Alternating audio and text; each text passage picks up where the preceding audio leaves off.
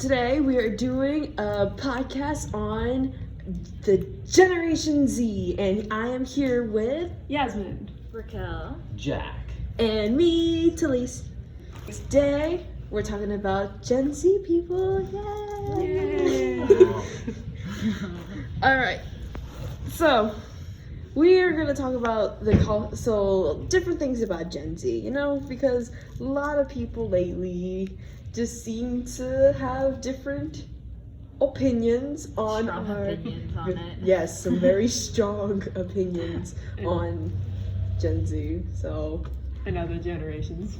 yeah, and other generations, but you know, we've been hearing a lot of stuff on Gen Z, so we thought we would talk about it. So first off, how would you define Gen Z? Okay. Well, Gen Z is like, you know, the young generation, the high school generation right now. There are quite a lot of stereotypes that get assigned to them, I would say, like, you know, their use of technology and use of information and, like, you know, strong opinions. Yeah, we're mostly known over TikTok to just TikTok. make videos and just play around, basically. Is that the first thing that you think of when you think of Gen Z, like TikTok? Yeah, TikTok. I think for me, Gen Z, for anytime because I don't really think of generations that much. Whenever I see a person, I'm just like, okay, you're older or you're younger than me. There's not really much to it, Same. you know?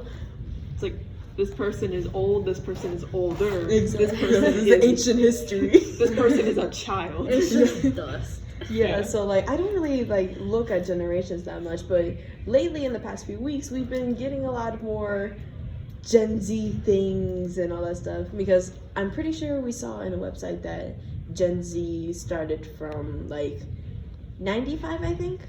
1995? I think it's 96.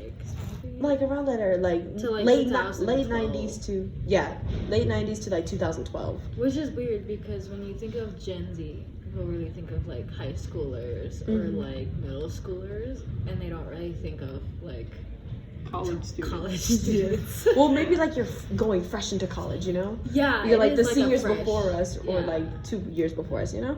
They're fresh into college. Speaking of TikTok, we're pretty much known for being internet people. Yeah, pretty much. Very tech savvy. Yeah, and we have the power of Google nowadays. Yes. Google. That's probably the number one thing that older people think of when they think of Gen Z. They're like, oh, those Gen Zers, them and their technology, and their TikTok. But yeah, we have an unlimited use of knowledge, because with people making Google, and we have Wikipedia.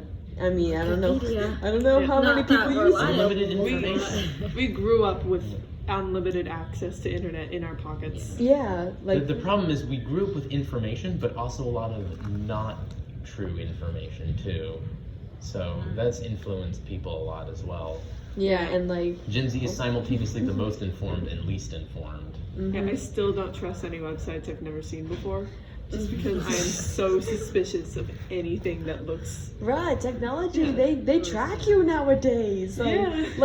I don't use social media because A, I don't want to be found, and B, What are you on the run? it's just if you want to talk to me and know what I'm doing, then just come Text up you. to me. I'll give you my number if I really want to talk to you, if I really want to see you. But and nowadays, Google will track your every move, and if you look up something and then you go to targeted another ads. website, you see those ads targeting for the you. targeted ads. Yeah. Yeah, but it's no one. It's harder to talk to people if you don't see them in your everyday lives. So that's the thing that we Yeah. have an advantage of, where it's just normal to talk to someone from across the world. Yeah.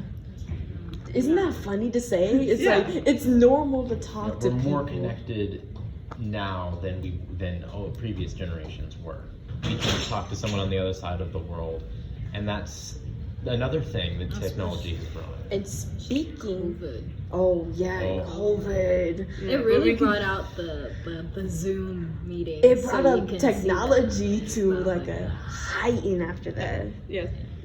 speaking to someone across the world, going to school with someone across the world. Oh yeah. I think It's just everyone being connected in a way that no one ever has. because before. like everybody's like was stuck at home and it sucks. yeah, so sometimes, it you made know? it impossible to see anyone in person. And like a big thing that we used was like Zoom, and some people for like for other people, video games. Yeah, video games. That's a good way to connect to people, because like because normally like on a normal day basis, if you're like a gamer, you don't know who's on the other side. It could be somebody from, I don't know, somebody from France, somebody from Brazil. There's other people around that could. And a lot of like older generations don't trust that. They think, oh, the Gen Zers are going to get themselves in trouble associating with random people. I mean, you do need to be careful. I mean, yeah, but they are way more skeptical of it Stranger than, danger. than other people. Then like Gen Zers are a lot less skeptical because they have that technology for longer and more. They understand it more. And another connective thing. Okay, let me ask this. Do any of y'all actually use social media? I don't think I use it the way it's supposed to. I Snapchat, but like I don't really post a lot on Snapchat. Yeah, any sort of like stories on any social media, I've never touched it. I've never made a single story. I mean, like the closest thing I've gotten to social media was like YouTube. And even so, I just sit there and watch it. Is more of like a Googling thing than social media. Yeah, kind of. Another version of Spotify, okay. Yeah. Oh, Spotify. Music nowadays. Yeah, I grew up basically on YouTube. My whole childhood, it was YouTube. You did? Really? Yeah. Bruh, my childhood was like cable. Like Cable. Lord, like Blue's Clues. oh my god, yes. But like before that, I had like PBS Kids, I had Cubo, I had like stuff that, if you didn't have cable, you have an antenna. I feel like it's very like how you were brought up is definitely based on your parents. Mm-hmm. So I feel like now, if like we were to have children and like and like we would teach them, I think either based on what our parents taught us or what we've learned. Cause like I figure like sometimes like now kids are getting like toddlers and stuff like that. They're like, here's a tablet, watch things. The iPad Kid. Kid. There is like a whole. Is it like maybe like the youngest part of Gen Z? I think are the iPad Kids. Or is it Because the next generation are still really little. Yeah, but like Maybe there's both. A bit of both. Yeah, it's a bit of both. I think the iPad thing like started a mixture. mid-generation. It's like a I think it's like the younger, like the really younger part of our generation, and then like the start of the next generation. I think that's where iPad Kids start. Yeah, I feel like it's definitely like influenced by like how you were brought up or like what you experience in like Yeah. your generation. And I have like a really younger niece, so I'm seeing in full time, how much of an iPad kid she'll turn into. See, for me, with my younger cousin, he just turned 1, and my mom gave him a book. He started tapping the book like he wanted it to react to something, and I found that amazing because when I was younger, my mom stuck me with the book. I knew how to read when I was like 3. Yeah. And this little kid, he was like trying to press, like he's never seen a book before. That was crazy for me, Yeah. It's like so obsessed with technology. And speaking of technology, let's see. Yeah, Do we want the to talk media. about memes? Yeah. Yeah. The media is very different nowadays. Before we had books, now we have tablets. Now we have internet culture and memes and social media. Instead of watching TV for our local news, I'll just see a meme about it and look it up. That's basically what it would be like. Yeah, so like news is delivered in a different way, media is delivered in a different way. A very comedical. I mean, like, what, like, how did like our parents like? I feel like our parents were like their version of memes were just jokes. Yeah, did they I feel read the like- newspaper? Yeah, they read the newspaper. They, Oh, yeah. they watched they still had TV news. Oh, They had like VHS. They had comics. And they had VHSs. And They stuff had like books. That. They Yeah. did. They went to like Yes, the they bar had and books. talked about stuff like. Yeah, like what made fun for our parents?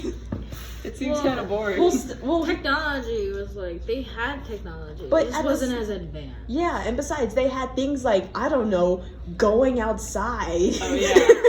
We can't go outside. Living as a as an actual person. Yeah, like getting your vitamin some- D. Yeah, vitamin D and sunlight. Like they that's a big difference between like our generation and like the previous generations. At least they know.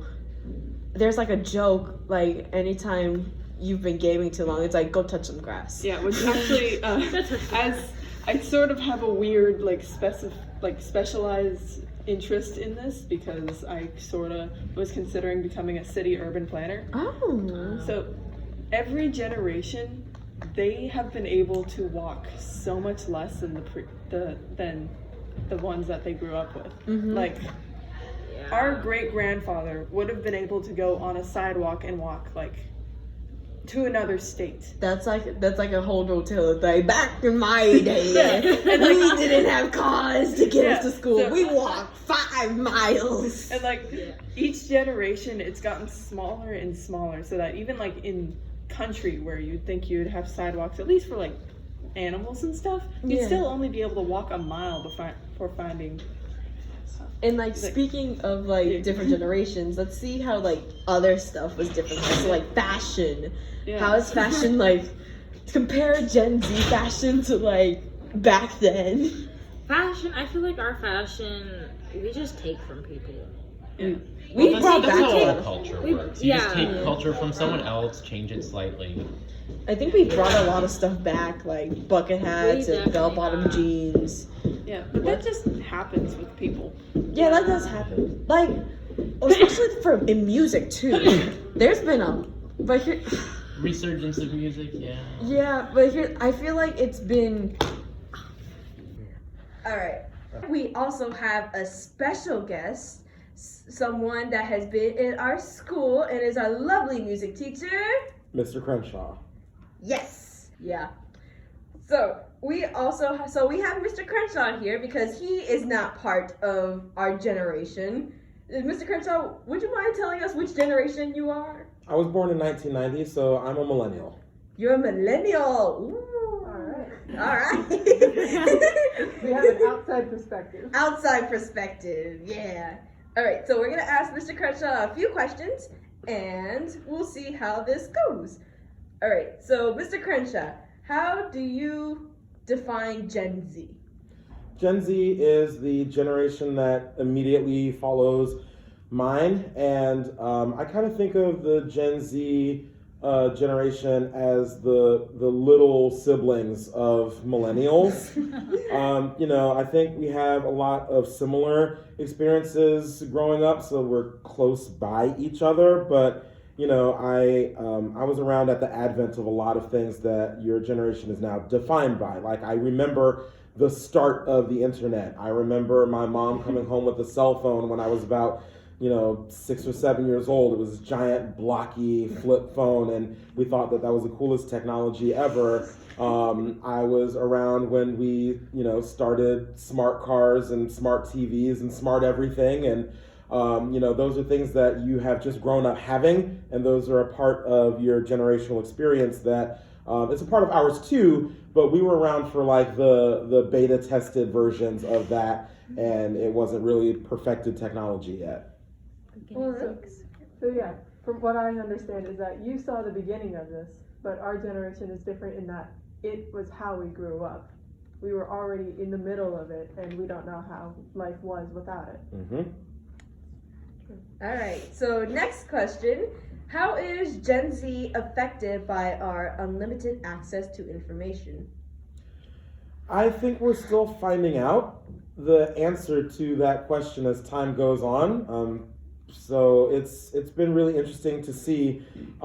It's a bit grim, but you watch the pandemic happen in a different way that I watched national and international, events and tragedies happen. I was in middle school during the attack on the Twin Towers on 9/11, and during that time, we only saw perspective on the news that covered what was happening in the United States.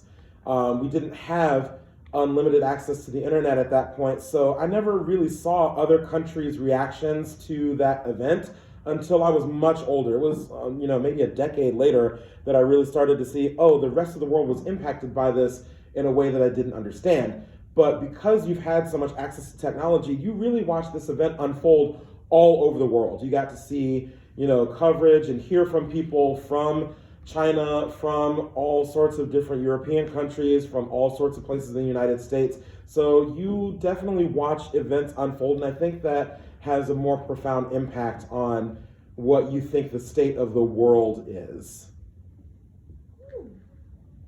It was really deep. Well, I like that. All right, next question. Has Gen Z's education and views on the school system been heavily affected by the pandemic?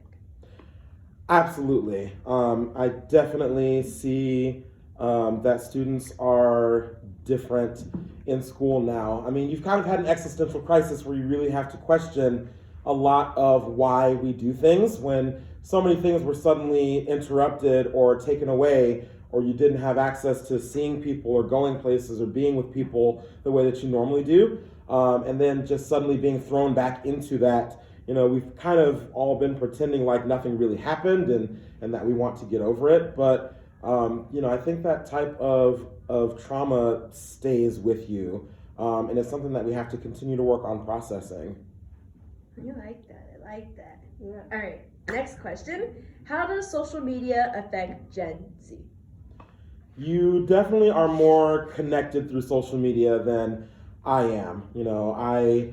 I am a part of a small population that does not have every social media app. I don't have Instagram. I'm not on TikTok. Let's go. I appreciate all of those things that you all have. I have Facebook, and when I was a high school student, Facebook was like the in thing for high school students to have, and now it's been relegated as the app for old people. I've been told it's all about Instagram and Twitter now. So that's definitely different. And I think that's a lot of where you get your news and information about the world and what's happening now is via social media, where when I was growing up, it was through news stations on television and radio. I love that because I also don't have any form of social media either. You're speaking with the group of No. not social media Gen Z. Yeah, we're I got, all of us are not. Snapchat. Yeah, But that's about my extent of social media. I text people. Yeah, I text people too. It's I text people and then I might watch some YouTube, but that's about it. We don't really do anything. We're like the weirdos of the social media for. All right. How does meme culture affect the creativity of Gen Z? It's really interesting that a lot of people think that memes are new, but some other people argue that we've kind of always had memes. We've always had them in the form of, comic strips in the newspaper and political cartoons. And, we've had all sorts of, small, smart, jabby commentary about things happening in the world. It's just changed forms over the years as your access to technology is different. So now your memes are digital, but we've always in some way, shape, or form had this type of commentary on society and culture. So it's not new really, or maybe it's better to say that everything that's new was old at one point. People have been joking around since the beginning of time. Definitely. It's just we're just sharing it more than the previous generations, Yeah, and in different ways. In different ways, yeah. And it definitely reaches more people. It's much easier to access people on their smartphone on the internet than it is to have people pick up a newspaper nowadays anyway. Yeah. And and that also reminds me, it's newspapers, it's not that they don't exist. They still exist. It's just, they're not populated. Normally, if you see a newspaper, you just see them like either on the ground or used as a doggy pad. And a lot of newspapers now have online access to all of their sources and information, so you don't have to pick up a physical newspaper anymore to read the New York Times. I think at like a certain point, we used to get newspapers delivered to my house. But then I found out that I was like, oh, why isn't it coming anymore? And my mom just like, because we didn't want to pay for it. And so I was just like, you pay for newspapers to get delivered? When you could just go to a website. Yeah. You know, I didn't even know that either. I didn't know that you I had to thought pay they were for just it. delivered. Me too. I thought you just see like the paper boy like doing. Well, even though I never actually saw the paper boy, I just saw the newspaper on the driveway. ground, yeah. Did you ever see the paper boy? No, I just seen it in TV. They come in the night and It's they just a figment of our Oh, they imagination. are the knights. The newspaper cryptid. They It's just just Batman. spawn into existence. All right, and last question from Mr. Crenshaw. How would you describe the culture of Gen Z? I think that a lot of progressive values piloted by millennials have kind of trickled down into Gen Z. There's a lot more social awareness, a lot more human rights awareness than when I was in high school. I remember it was very uncommon when I was in high school in, between 2004 and 2008. It was very uncommon for there to be openly queer students at school. They were very, very rare to see. And now, at least here at Brooks, we have a lot of openly queer students, openly trans students. We have teachers at our school who don't use traditional Mr. and Mrs. Prefixes to their name or titles on their name. We have conversations about having names in the yearbook, whether it's going to be your legal name or your chosen name if you are transgender. So a lot of those conversations are happening now at younger ages than when we were growing up. Unrelated to queer civil rights, just looking at civil rights in general and diversity, I didn't know anything about any of the women in the movie Hidden Figures. I didn't know anything about them growing up. We never talked about it. And I went to a school that, we talked about, Black history and the Black American experience, but there was a lot of stuff that we never really discussed. And when I taught at Reddick Elementary for a few years ago, the 5th grade students were watching and analyzing and dissecting that movie and talking about the historical relevance of what happened. And I thought that was really interesting that they're getting to experience that, and I did not. So I think there's a lot more progressivism happening, and I think it is in a good way. I think it's beneficial for students to have perspectives on people who do not look like them or worship like them or love like them, and I think it helps us to have a world that's a bit more united. Wow, and on Hidden Figures too. I love that movie. Me too. I love that movie too. I mean, the book. I remember I had already watched the movie, and then when we were at school, I pretended to read the book because I already watched the movie. I mean, the book tells you stuff that's not in the movie, but at the same time, I watched the movie, and it's just amazing to know that you had no idea about it, and yet Crazy. we know about it because they taught us this at school or by parents, because I know my mom, she definitely showed me Hidden Figures, and it was a good movie. I did like it. I didn't know the full story before I saw the movie, and I didn't know there was a book either. Oh. But I at least knew of the protagonist's existence. I forget her name right now.